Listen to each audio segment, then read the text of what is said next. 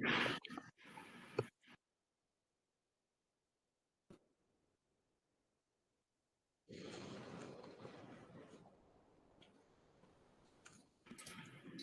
everyone, and welcome to our fourth and final session. Maybe I'll just give it one more minute for everyone to join here. Good morning, Taylor. Good morning, everyone. Good morning, Javier. Good morning to everyone who's joining. Good afternoon now, actually. We're 12 p.m. Exactly, sorry. Good time flies. The time flies. That's true. All right, well, we can go ahead and get started. My name is Taylor Hall. For everyone who's joining, I am working with EIT Manufacturing on the HEI initiative, and I'm here today with Javier Gonzalez, who is going to present to us the Teaching and Learning Factories competition with EIT Manufacturing. We're very happy to have you, Javier. So that's all from me, and I'll hand it over to you.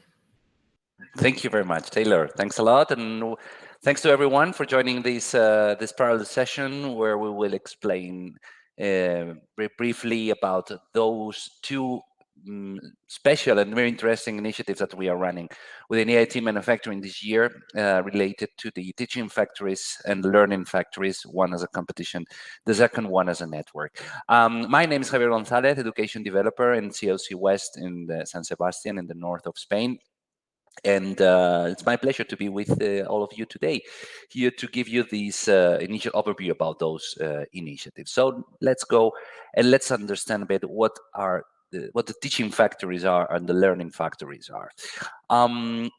Just for you to know, this initiative was started this year, 2022. It was the first edition, but the teaching factories concept as an educational methodology is not new. I will explain it afterwards, and so that you see which is the added value that we wanted to achieve with this initiative, and what has been the success that we have had this year with this initial edition, and the good results that we have achieved with the competition that we organized this year, which was focused on green manufacturing. So I will explain you a little bit how we worked about that and how we organize all the different actions and events related to the initiative.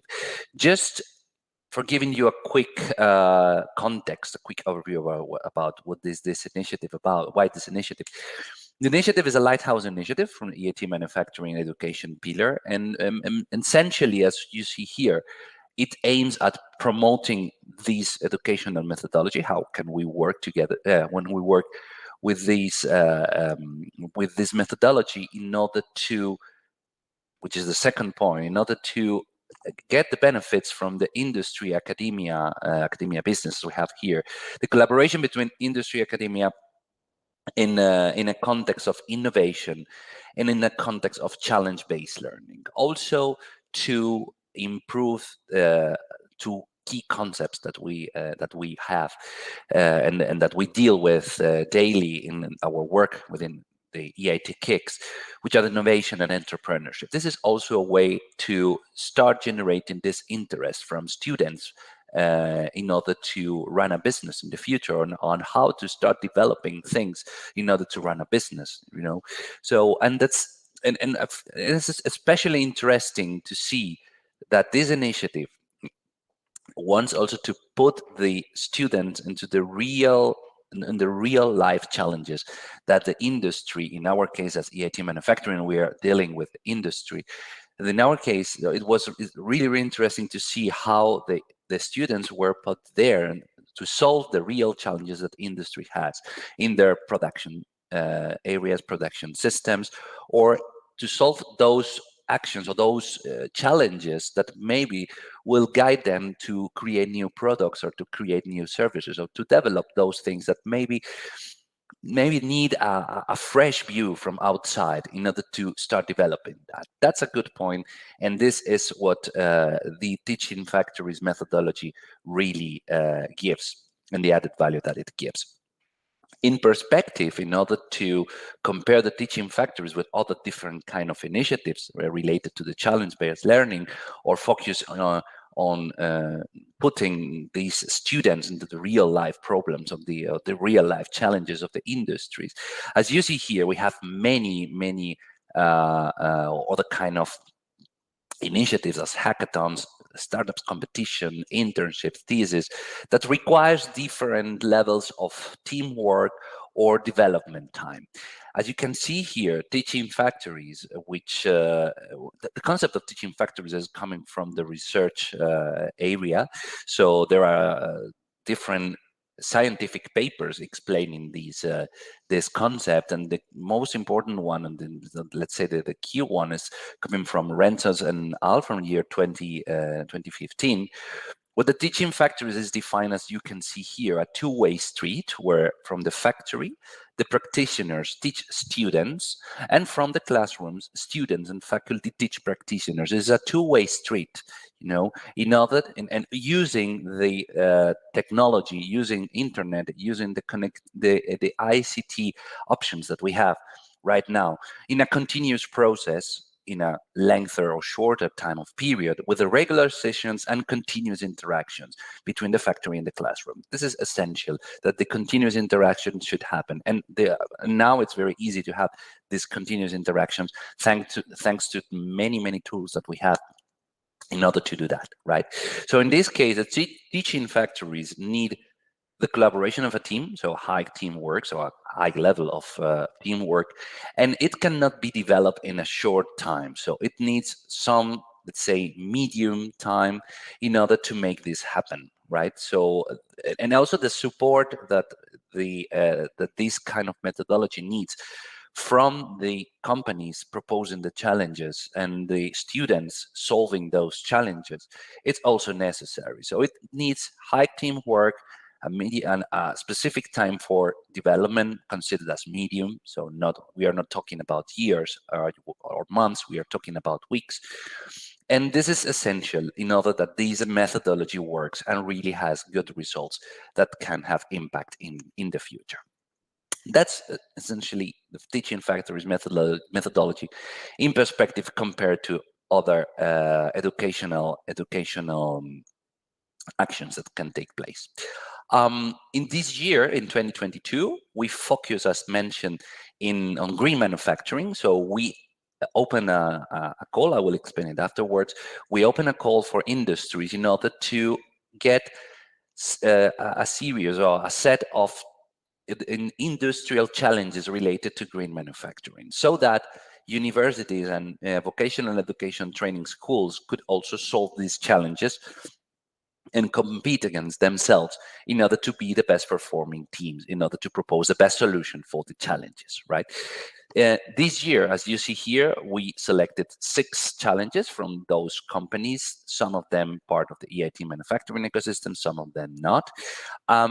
And universities across Europe also propose some teams of students in order to solve those challenges. So we have the selection of those universities that competed this year, from Spain, from Macedonia, from Finland, from Hungary, from Greece, from so many regions in Europe.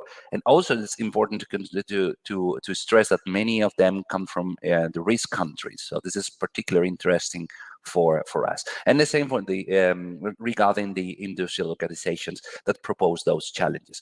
We had big corporates, as we have here from Procter & Gamble, for example, but also small companies and SMEs and industrial clusters, as we can see here, from Isklener, Protosfera, Arneplant. Avio Area is also a big company, big corporate, and Intellimec is a cluster that propose those challenges for the students. So the variety and the diversity of challenges and actions to be carried out was very interesting. Let's get into detail about those 2 groups. So the industrial organizations that proposed the challenges were identified through an open call, right? So we published a call in order to select them. We received 20 proposals of very interesting challenges, so it was really difficult to select the final ones, and 6 of them were selected for the competition. Each organization, in order to implement, so to to receive a support for the implementation of the challenge received 15K of funding. And of course, this also provided them an increased visibility through the EIT manufacturing network in terms of participation in different events, promotion of the initiative. This is also really a very good added value for the organizations participating. This regarding the selection of the industry organizations. But if we focus on the universities and VAT schools that we also had, we identified them as through an open call as well. As mentioned, these are open calls for EIT manufacturing members and non-members, so it's open to everyone.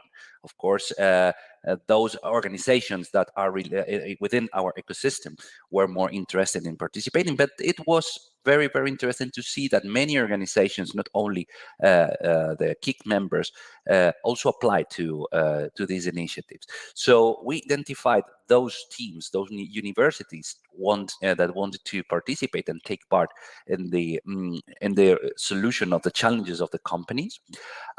Each solver team of the university, we asked for a maximum of 2 teams from each one of the universities, and each team were composed by five members. These teams were awarded, for those teams, 11K in prizes were allocated as prizes for incentivizing the development of good solution and the collective work in order to propose good and innovative and creative solutions to the challenges. And of course, those universities were also published and were also promoted in all the EIT manufacturing events and actions. So that's the way we selected both the challenges and the solver teams. We put them together, and thanks to our open innovation platform, Agora, which is the EIT manufacturing open innovation platform, we opened an online space where the work between the solver teams and the challenge owners and the companies was possible in order to share any kind of information, to store documents, to have the different calls and video calls in order to get this mentoring and this support from the companies in the implementation of the challenges, which took place in 8 weeks. So we gave them 8 weeks in order to provide the solutions to the challenges. And thanks to the open innovation platform that we have, Agora, it was very, very easy and very, very interesting to see how the teams work together with the challenge owners. We opened what is called the spheres, or a virtual space for general information, and 6 specific spheres for each one of the challenges that were proposed by the companies. Just for your information, in the EIT manufacturing website, you can find the description of the challenges and the description of the different companies and universities that took place in this initiative. So you can find, I will provide you with the links afterwards. As mentioned, this open innovation platform is GDPR compliant, and it was a very good tool in order to facilitate this process of online interaction with the companies and the students. Once the solver teams finally proposed some solutions, there were some selection actions and selection sessions in order to identify which one of the teams competing in each one of the challenges were the best performing ones. As you remember, we selected 6 teams, 6 challenges, sorry, and 10 teams, 12 teams at the beginning. Unfortunately, 2 of them had to withdraw for internal reasons, but 10 teams at the end competed for being the best ones in the challenges. So by the end, we select the best performing one for each one of the challenge, and these went to the final event and award ceremony that took place within the EIT Manufacturing Summit in Brussels 1 month ago in the EIT house in Brussels. We organized a hybrid event in order to carry on this activity, thanks also to an external jury that selected the best performing ones. So the first 3, the best 3 performing ones were selected here.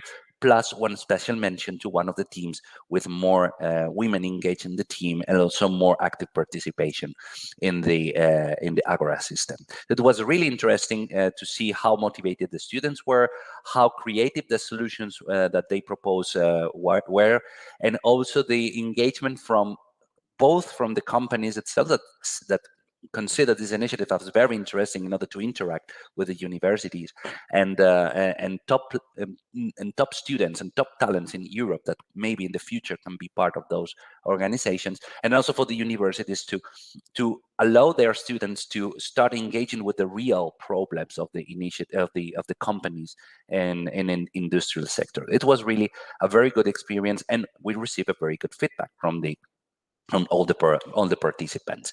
And that's why this year we will also to continue with this initiative. And in 2023, a new edition of the Teaching Factories competition will take place. So stay tuned for more news and announcement on that. Regarding the replicability factors and how this can be also replicable in different contexts, it's not only focused on manufacturing activities, so it can be also done in different sectors. In fact, the Teaching Factories is coming from the health sector, so not from the industry one. And this is a very good opportunity in order to put together business and academia working together on real challenges. It was, in terms of balance between costs and impact, the balance is very positive. Sometimes the investment that it's necessary in order to organize this initiative, it's not so high. So the impact that we have in terms of participation and collaboration is considerable. It's very interesting. And there is also the possibility of collaboration with many established networks of teaching factories. Within EIT manufacturing, we have some examples because this is really an initiative that we want to promote. So we have already a lot of collaborations with different networks, and of course to foster the innovation and entrepreneurship with giving these new technological approaches and these new opportunities for early stage startups or maybe the ideas that those students has. This can be a very good opportunity in order to make them happen and to start giving them some support in order to create the industries and the companies of the future. That's great, a great good initiative, and we are really looking forward to keep on working on that in the next coming years and to improve and expand the impact and the activities within the teaching factories. And together with this initiative, there is another action which is very much related, which is the learning factories network that my colleague Silvia, which is here, will explain you in the next few minutes. So thank you very much for listening. Silvia, the floor is yours for the next one. Thank you. Thank you, Javier, and good afternoon, everyone. Yes, I would like to take this opportunity to present to you the Learning Factories Network initiative, which is sort of the other side of the coin of this strategic initiative that Javier just presented to you. Can you pass to the next slide, please, Javier? Thank you so much. So, what is a learning factory? Not unlike the challenge-based learning factories are a physical environment where processes and technologies are based on real industrial sites. So they are physical spaces where you can find machinery, equipment, laboratories, which actually create some conditions that are actually really happening on a real industrial and environmental production site. And of course, this is a really important opportunities for learning because when it comes to manufacturing, technology, processes, challenges and solution, of course, everyone needs to have, to some degree and different levels, of course, as much as practical and hands-on experiences as possible. And thus, amongst our partners, but in general all across Europe, there are a lot of either privately owned or public, from industry or academia, a lot of stakeholders that have actually created, for various reasons, this type of environment, these learning factories. And thus, this creates as we thought, a really interesting opportunity to enhance skills development. And we did in parallel with running the first edition of the teaching competition, another type of hands-on challenge learning that can actually be undertaken by not just students, but also professionals and as well as enterprises, because of course, skilling a workforce, deciding to invest in new technologies, new ways of handling production, supply chain, means that you have to have the skills, the necessary skills to understand how you can better your enterprise, how you can change your business, and actually how to leverage the new technologies that are constantly emerging. Next slide, please.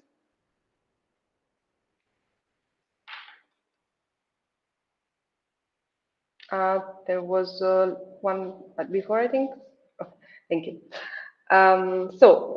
With this premise, it was decided to launch a new initiative that's basically centered around creating a unique access point for all learners, and by learners I mean, of course, in the larger sense, as mentioned, to access these extended networks of European learning factories, which are comprised of many of our partner organizations, but also external organizations that we have contacted and that were interested in becoming part to some degree about our community.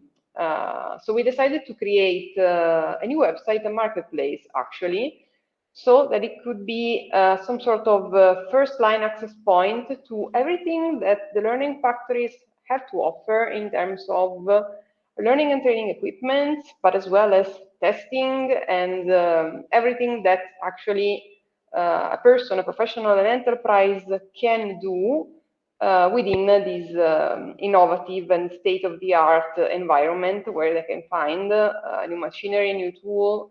They can actually decide whether they want to undertake specific training programs, if they want to do some testing and testbed activity before deciding maybe to invest in a new technology. In general, this new marketplace that is actually under construction will have the overall strategic aim to connect all the learning factories, or as many as the learning factories that we can reach in Europe, and also help them maybe work together and create new synergies, create maybe new training programs, and of course, new opportunities for also business development. On the next slide, yeah, I just wanted to highlight a little bit why we decided to do this. We put ourselves in the shoes, shall we say, of an organization who has invested in building a learning factory, be it private or academia. They have invested a lot of money in it because they are usually populated with the state-of-the-art machinery and tool. And that's not always easy to get a substantial return on investment. And of course, by creating an access point to a perspective and wider customer base, we hope to get to them some additional revenues when it concerns to the sales of their training and testing programs. Of course, we have an international network, so we hope that this initiative will help expand their end user network as well as increase the visibility they have from a local perspective, of course, but also from international. And as I said, we, being ourselves a community and being all for stakeholders, learning factories to collaborate with each other, because of course there are learning opportunities that can help share practices, combine training offer, and maybe also harmonize the business models, because of course different learning factories have different levels of development, shall we say. Maybe some of them have already invested a lot in building training and testing programs, maybe others are still at the beginning stage, but I think that everyone can benefit from each other's experiences. And last but not least, another important opportunity that we hope can be born from this initiative is helping the Learning Factory actually lease their equipment for training purposes, because as mentioned, especially for enterprises, deciding to invest in new technology can be quite something that they may not be ready yet, or maybe too much of a risky investment in order to understand if this is something viable for them, or if it can work or not. And of course, there is a probably need to train the staff and the people who will be involved. Into the next, please. Yeah, so this is just a quick snapshot of the upcoming marketplace, which is currently under construction. We are in the phase of engaging organizations, learning factories to participate in the first. We're trying to be the first batch of courses and trainings that will be channeled and sold through the marketplace, and we did it so through a call for proposals that we launched during the summer of 2022. The call was actually, and we can also move on to the next slide, was open not just to partner organization of EIT manufacturing, but also to externals, also because it is coherent with the overall aim of the initiative, or expanding the network of learning factories and trying to reach as many interesting stakeholders as possible. So yeah, with this first call, we have selected 19 learning factories that will take part in the first wave of development of the marketplace. But of course, the marketplace will remain open from 2023 onward to receiving all prospective expression of interest from all the marketplace amongst Europe. And we also thought of a different model of engagement in which the learning factories can actually choose to participate. So if they maybe wish to use this opportunity, this marketplace, only as another channel for digital advertising of their content, they can do so. Otherwise, we can assume a more proactive role and act as a real intermediary, in which, of course, there is an added value for which we can give the learning factories who decide to go through EIT manufacturing to promote their training, everything that we can offer in terms of stakeholder connections, perspective end users, and of course, we can combine the offer with everything that we have developed so far in terms of education, training, and content. Firstly, of course, linking with our digital learning platforms, SkillsMove, which of course is already populated by a lot of training and learning paths that can be actually combined in a very fruitful way together with the hands-on practical training that a prospective learning factory can offer. So yeah, I mean, of course, the specifics of each business model or model of engagement have been detailed in the call for proposals, and the material is still available. So if anyone is interested in understanding how they can engage and connect to us, of course, you can find all the relevant material on the EIT manufacturing website, or you can contact me directly, and we can discuss possible engagement from the side of new learning factories from 2023 onwards. And lastly, I just wanted to say that, of course, this initiative is very important for EIT manufacturing. It will become eventually a new service that we can offer to partners and to organizations. Thank you. Thank you very much, Silvia and Javier. There were a few questions in the chat, but I think Javier has responded to those that we have so far. Are there any others for Silvia before we jump back into the plenary for some closing remarks? We have just 1 minute, so it will need to be quick. All right, I don't see any. Well, thank you very much to Javier and Silvia. I encourage all of you to now jump back into the plenary session on the left-hand side of your screen. We just have a few closing remarks from David, and then we will close out the morning. Thank you very much. Thanks a lot. Bye. Bye. Thank you. Bye-bye.